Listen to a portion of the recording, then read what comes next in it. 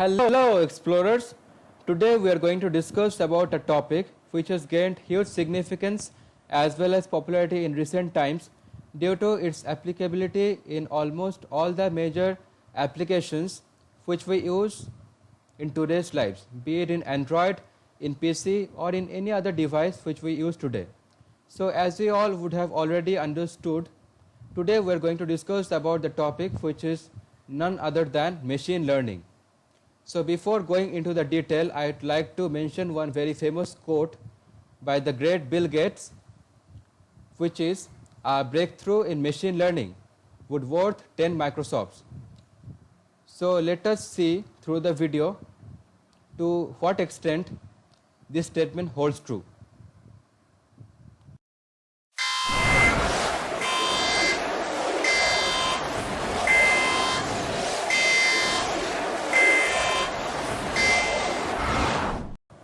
So welcome back.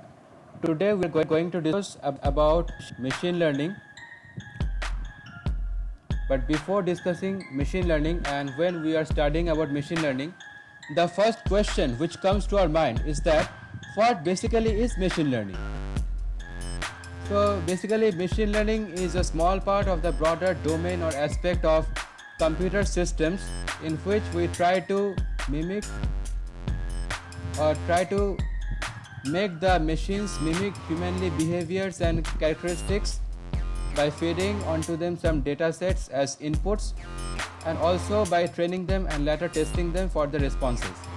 So basically machine learning is a subset of artificial intelligence and also it is a superset of deep learning. As you can see here, the topics of artificial intelligence and deep learning are for some another video. In today's video, we are only trying to focus on machine learning. So let us see what it is written here. So machine learning is a subset of AI or artificial intelligence and also a superset of DL or deep learning. It represents that domain of computer systems where machines learn to mimic humans and exhibit their learning characteristics. Also, a machine learning is a method of data analysis that automates analytical model building. Machine learning has its main applications in data analysis and also it can be used for automating analytical model building. Also, as we had seen here, it is a branch of artificial intelligence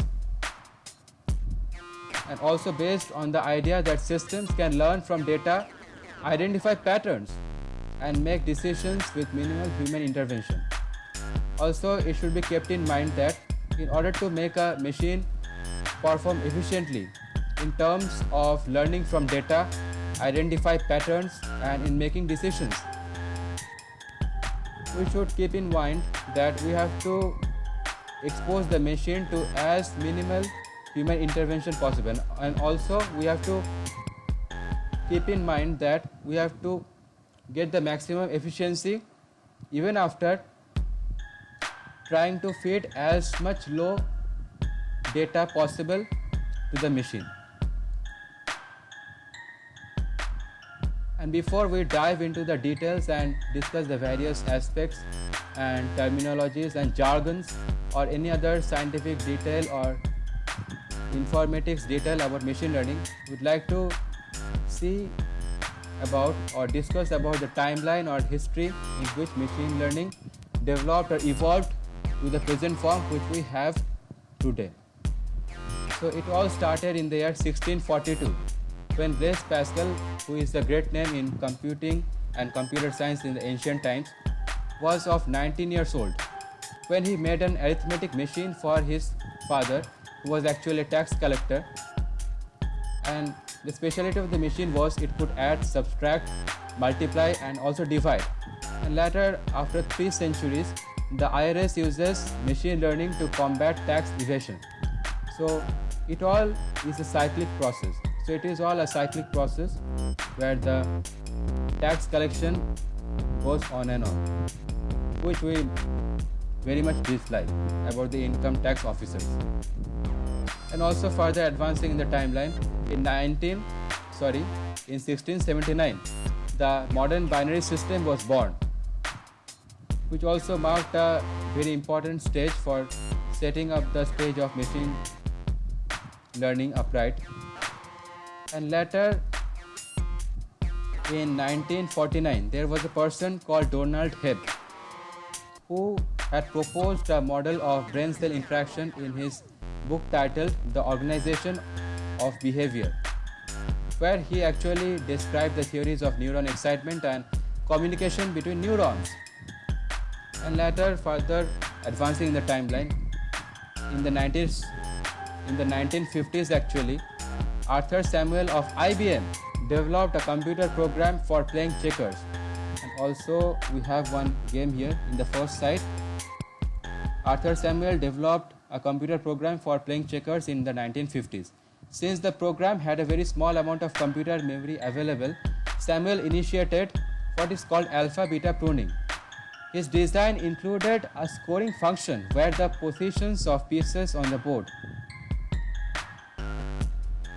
His design included a scoring function using the positions of pieces on the board.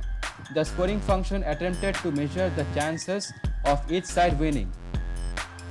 The program chooses its next move using a mini-max strategy, which is a very important algorithm which led to the further developments of machine learning, and still it exists as being one of the important algorithms in machine learning,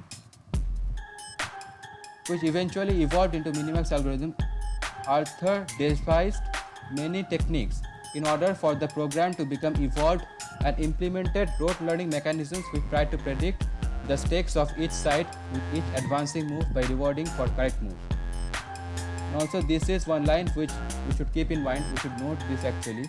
Arthur Samuel first came up with the phrase machine learning in 1952.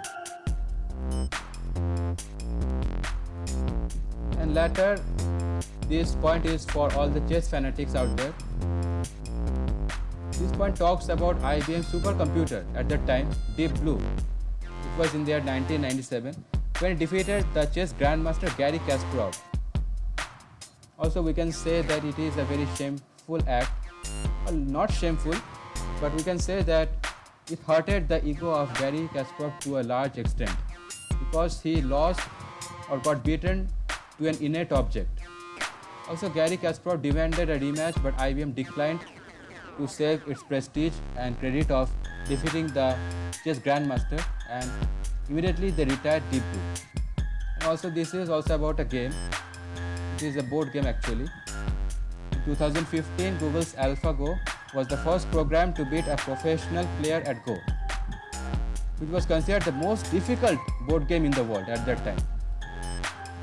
With this defeat, computers officially beat humans opponents in every classical board game.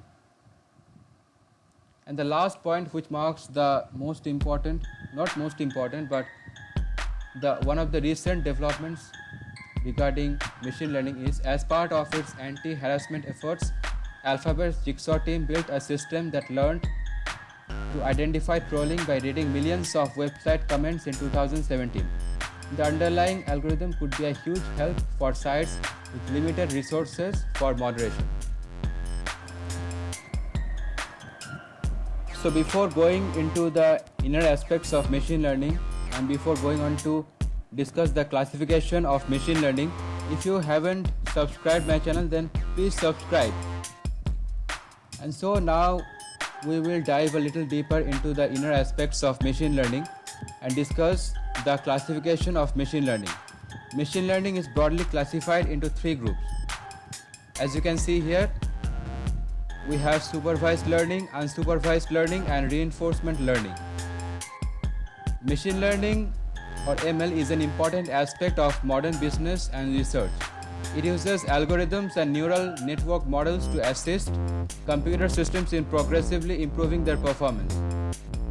So ML basically uses the data sets and other related information to train the algorithms, or basically by using the algorithms which we have in ML.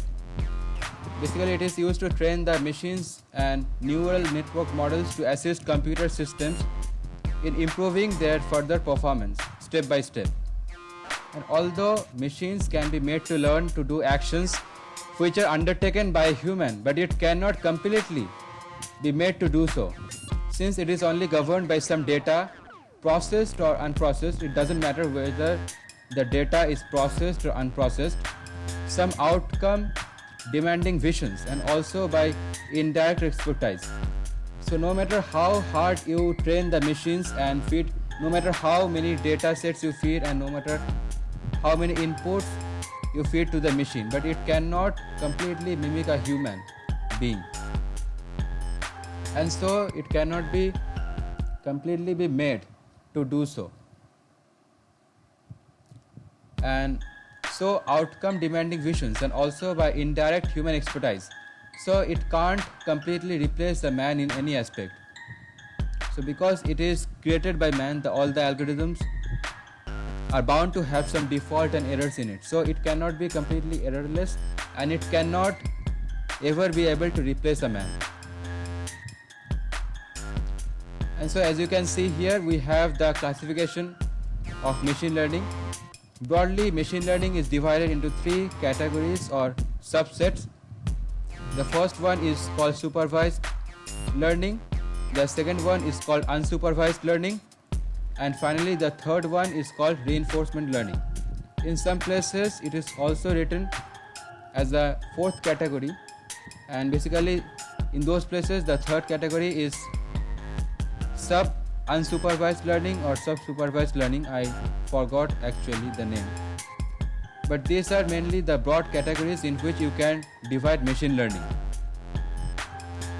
And in supervised learning is basically a part of machine learning where we try to mimic the machine by task driven goals or by using regression or classification models. And in unsupervised learning, the data is, or the algorithm is data driven, and we use clustering. And in reinforcement learning, which is actually not clear till now according to me, it uses algorithm learns to react to an environment. And now without further delay, let us discuss supervised learning. So what basically is supervised learning? See, if you have some data sets and inputs and you feed it to a machine, and also in the data set you will also have to have input attributes and output attribute. So basically what the machine does is tries to derive an algorithm by using the relationships or whatever relationships may exist between the input attributes and the output attribute. So supervised learning is basically trying to map a problem by input and output parameters.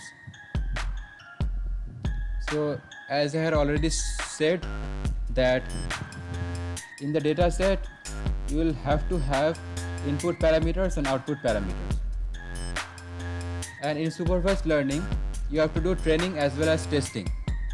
First you have to test the data set which you have fed into the system, and later test the accuracy of the data set. And also in supervised learning we are working on well-defined data sets. That is, the attributes of the data sets will have well-defined data types. That is, it can have numeric data type, float data type, integer data type, boolean data type, character data type, string data type, and whatever. There could be many types of data types. And the supervised learning is basically task driven. That is, we mainly focus on the task here in supervised learning, and we mainly go with an initiative or focus in mind to complete the task. And the last point, which is the foremost and most important point, is supervised learning basically uses regression or classification. Supervised learning tries to do prediction. As we can see in this picture here, it uses the input of some grapes and we feed in the output as well. Basically these are the input pictures of grapes and the outputs are these are grapes. That is the instruction. And supervised learning tries to accommodate all the information in the system, and a model is proposed finally giving the result as its grades, which is basically a prediction. And supervised learning has some classification and regression, which are basically the two broad categories in which it can be divided. So here are some of the examples of classification and regression. And finally, we have come to unsupervised learning. In unsupervised learning, we try to figure out the problem using only vague inputs, not of specific data formats, and no output. So basically, the inputs are not only clear, but we don't have the output column also. And supervised learning basically relies on clustering, and it tries to work on unorganized data. And it can also detect anomaly, and autoencoders are also there. So in supervised learning, suppose you have a basket of fruits containing different fruits such as apples, lemon, pear, guava, whatever. We feed this input to a model without any output, and it tries to classify or cluster each of the fruits depending on their composition, size, color, features, or other types of information. So apples will be classified into one group, pears will be classified into another group, and lemons into the other. So unsupervised learning has two types, clustering and dimensionality reduction. So these are some of the uses of dimensionality reduction, and these are the uses of clustering. And finally, the third category or type of machine learning or subset of machine learning is reinforcement learning, which is basically a goal-driven type of algorithm or machine learning subset. And also it is in dynamic environment interaction.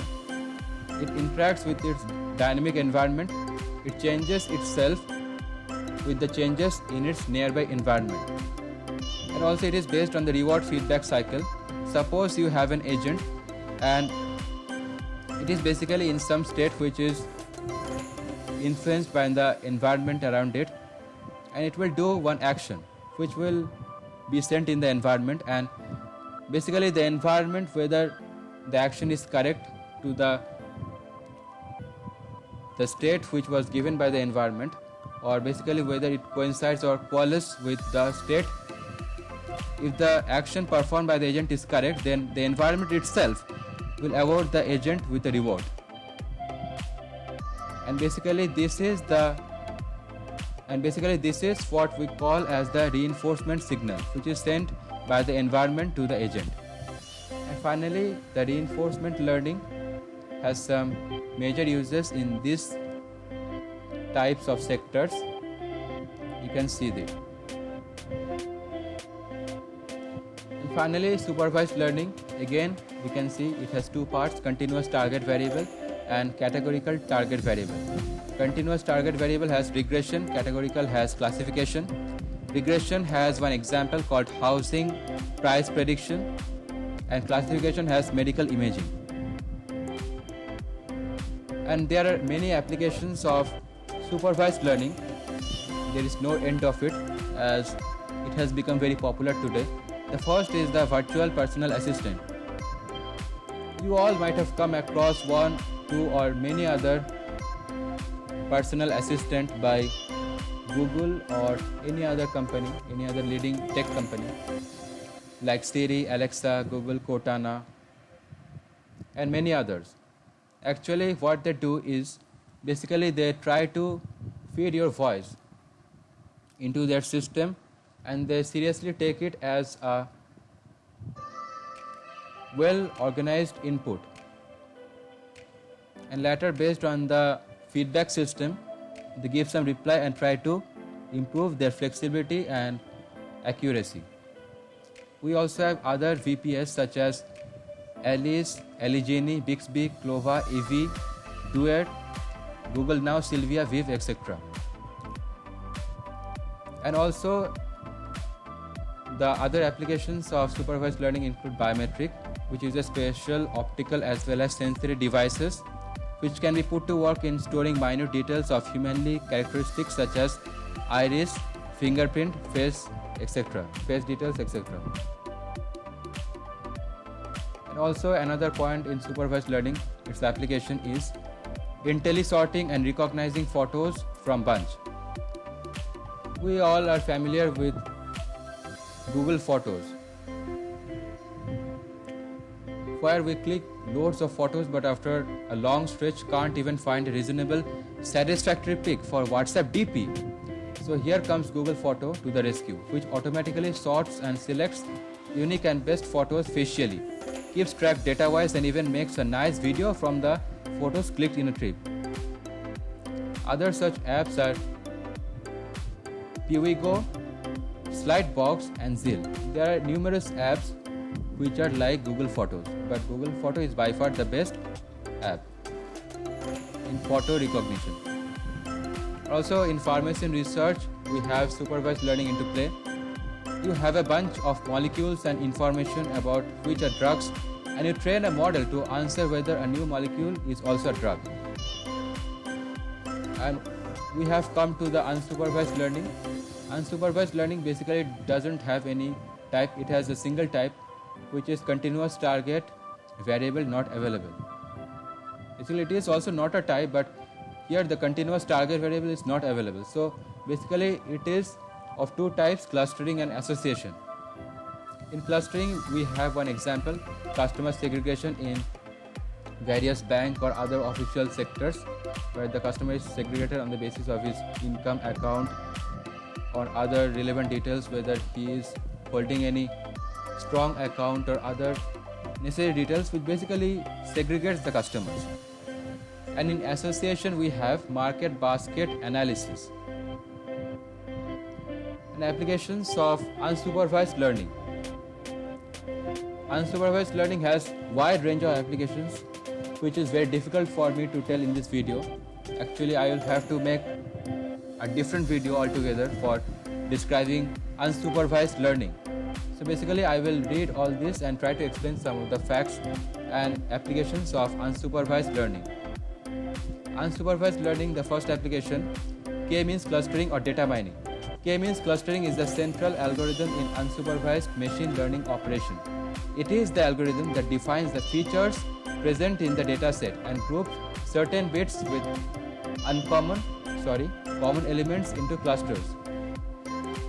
Audience segmentation, customer persona identification, anomaly detection, for example to detect bot activity, pattern recognition or grouping images, transcribing audio, and finally inventory management by conversion activity or by availability. So these are the applications of K-means clustering, which is used in data mining. In the second application of unsupervised learning, DB-scan clustering, customer service personalization, recommender engines. So DB-scan clustering or pseudonym density-based spatial clustering of applications with noise is another approach to clustering. It is commonly used in data wrangling and data mining for the following activities: explore the structure of the information, find the common elements in the data, and predict the trends coming out of data. The third application of UL is Principal Component Analysis or PCA, data analytics, visualization or fraud detection. PCA is the dimensionality reduction algorithm for data visualization. It is a sweet and simple algorithm that does its job and doesn't mess around. In the majority of the cases is the best option.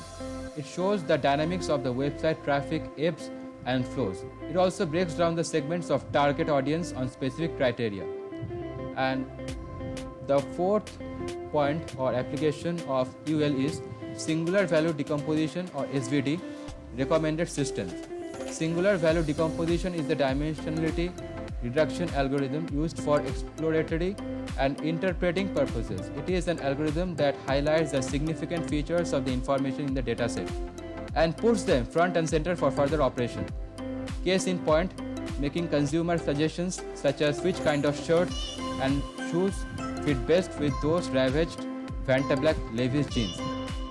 It is used to extract certain types of information to the dataset to make suggestions for a particular user in the recommender engine system, to curate ad inventory for a specific audience segment during real-time bidding operation. Also, there are many applications of unsupervised learning. I cannot tell all those because there are numerous applications, never-ending applications of unsupervised learning. In unsupervised learning, you can say to a major extent is the algorithm on which the Uber app is based.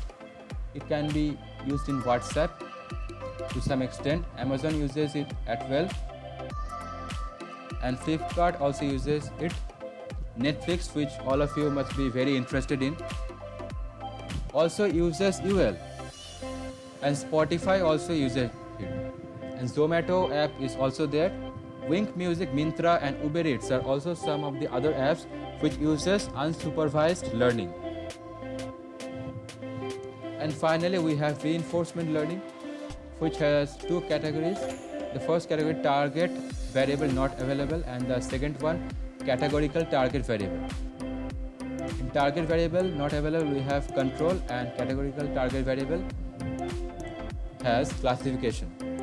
One example of control is driverless cars, and one example of classification is optimized marketing. There are many applications of reinforcement learning, but it is quite not available to us, or it is not talked about much in many of the videos. So basically, I will discuss some of the applications of reinforcement learning. It can be used in manufacturing.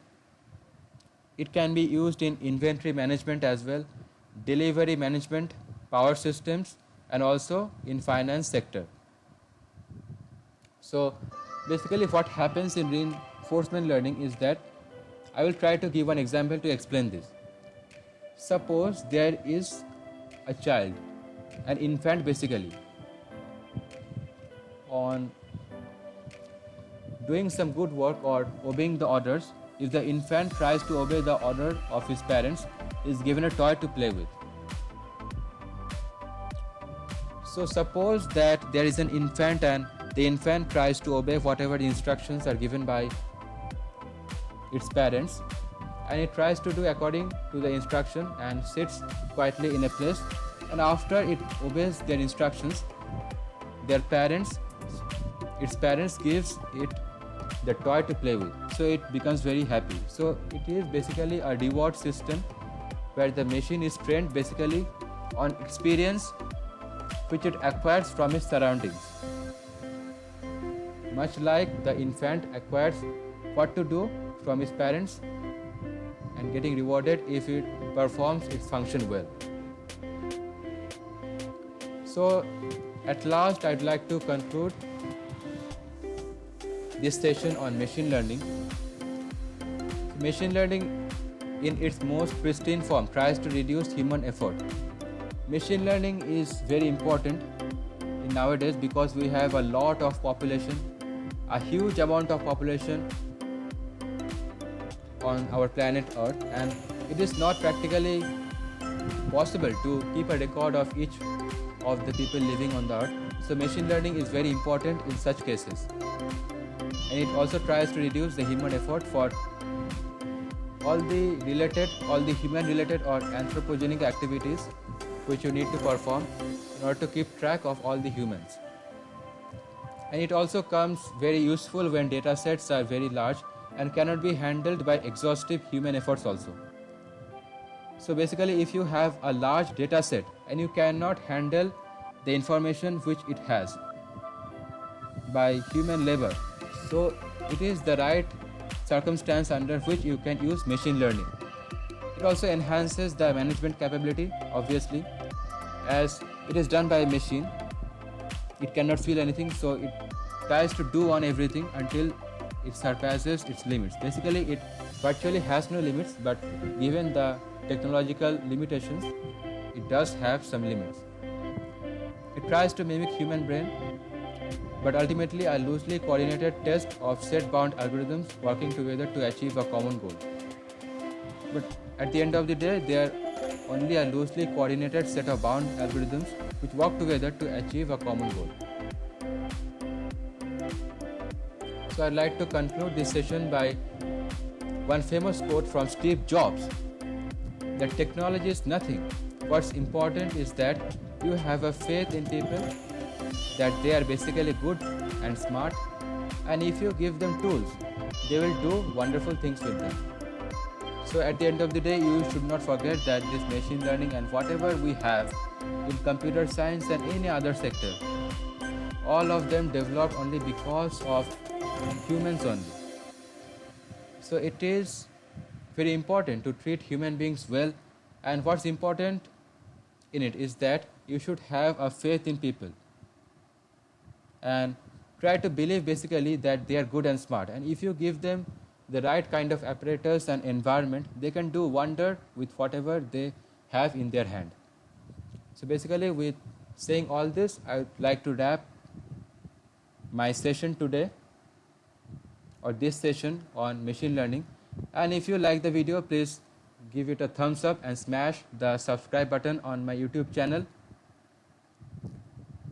And also you can comment, like and share my video. And until then, goodbye.